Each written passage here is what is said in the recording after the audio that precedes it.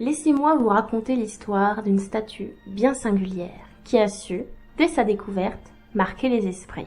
Voyagez jusqu'au nord de l'Inde et découvrez la vie de la Didarganj Yakshi et du conflit interculturel et politique qui l'entoure.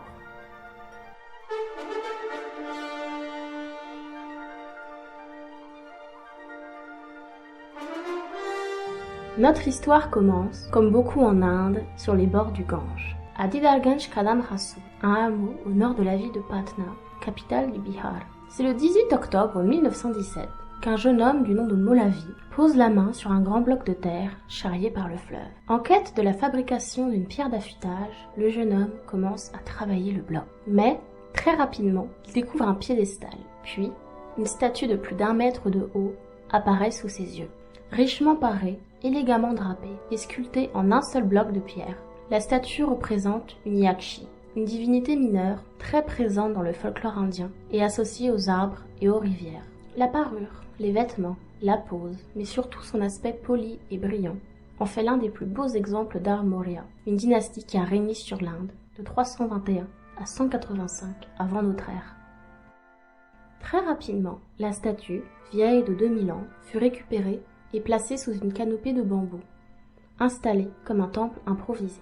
Ainsi, la statue retrouvait vie sous les adorations de la population locale. Bien que les sources nous manquent, nous savons aujourd'hui que la population ne rendait pas un culte à la statue en tant que Yakshi, et probablement en tant que déesse mère. Ainsi, la figure mineure était, dans cette nouvelle vie, la manifestation d'une des divinités les plus importantes de l'hindouisme, la Devi, la Shakti, la force féminine.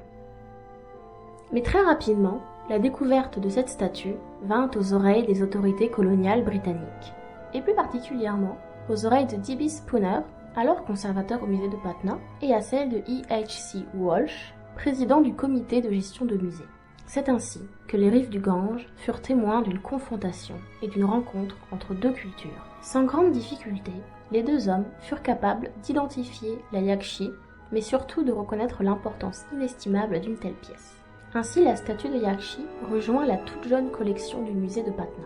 Au-delà d'un conflit culturel, cette altercation est avant tout politique. Les Britanniques avaient, à cette époque, le droit de pénétrer dans les villages, dans les temples, aussi vétustes soient-ils, et d'imposer leur volonté, par la force, si nécessaire. Cette altercation témoigne également de la tentative des Anglais de comprendre et de maîtriser la culture et l'histoire de l'Inde. Une tentative inscrite dans un agenda de contrôle sur la population colonisée. Spooner et Walsh étaient avant tout des hommes de leur temps, investis d'une mission culturelle et morale. Des hommes baignés dans la culture occidentale et dans une conception des musées héritée des Lumières.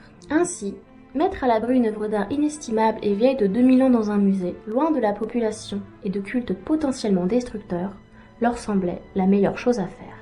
Et même maintenant, au XXIe siècle, cela nous semblerait normal.